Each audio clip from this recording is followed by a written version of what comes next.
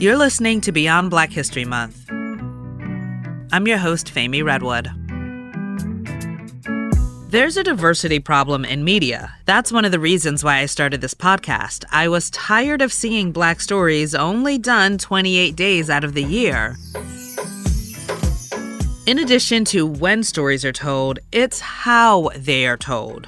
Far too often, it's obvious that media about a specific community is done without enough voices from said community. And it happens in all of media, including journalism and entertainment. Remember the show A Different World back in the 80s and 90s? It was about the lives of students at a fictional, historically Black college. Black viewers complained the show didn't feel authentic, so starting in the second season, Debbie Allen joined as a director and producer. One really small change she made that was actually really big was to put hot sauce on the tables of the cafeteria set. Prior to Allen, there wasn't hot sauce in this fictional cafeteria, which culturally doesn't make sense. And listen, I went to an HBCU. Trust me when I say the campus would run out of paper before it ran out of hot sauce.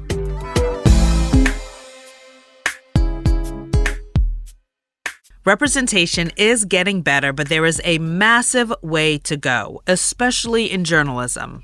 Back in 2019, the News Leaders Association found only 21.9% of salaried journalists were people of color, about 6% Black and 7% Latino. Those are horrible numbers. Now, granted, this was before George Floyd, and most newsrooms made commitments to change. However, a recent Pew study found that a majority of journalists surveyed believe their newsroom lacks diversity. But none of this is really surprising when you think about the ways in which stories are covered, whether it's a lack of reporting on inequality or the unspoken sympathy given to a white shooter. Implicit bias plays a role in many newsrooms, which is why I'm so excited to have been able to speak with Soledad O'Brien, who you will hear from in a second.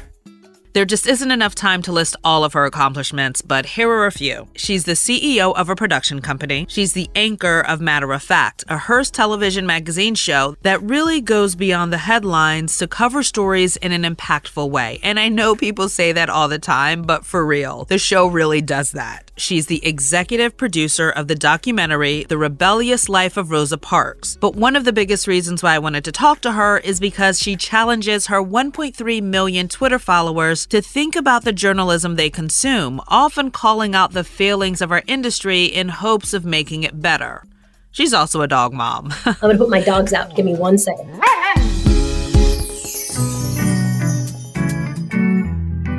If someone is unfamiliar with your storytelling, they are likely familiar with how you call out a journalist on Twitter for just not the best coverage. Explain why it makes a difference, specifically in how the framing of certain stories, the trickle-down effect. I try to use social media, usually Twitter, to explain, like, this thing is not good, but let me explain to you why it's not good. And let's talk about what framing is. I mean, we often have these conversations about objectivity, but of course we understand in journalism, like, often objectivity for one person is really about what makes them comfortable, or maybe more likely what makes their bosses comfortable. There's lots of things I compliment, and then what I dislike.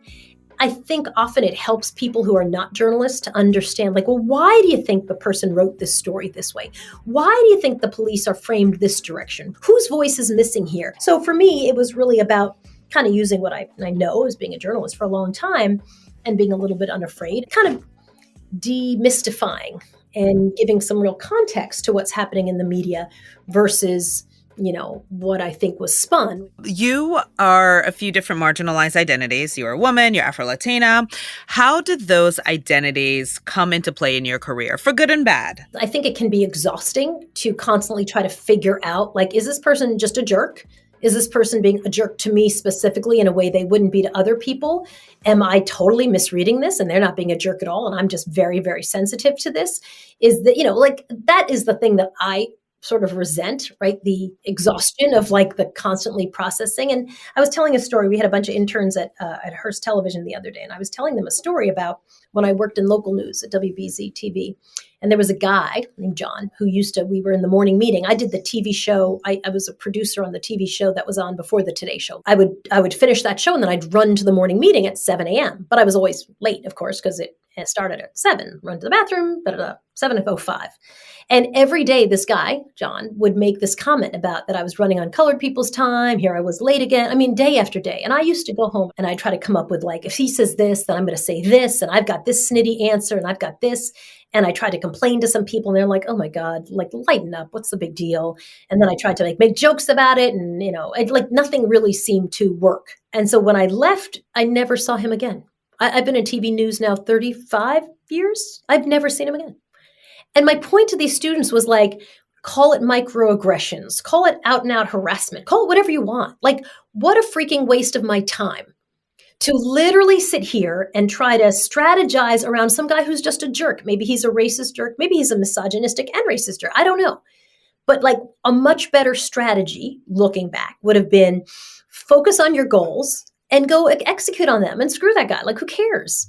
And so I really what an energy suck that was. So I think my point to them was it was a room full of mostly women of color, was like, you're going to have some stuff thrown your way.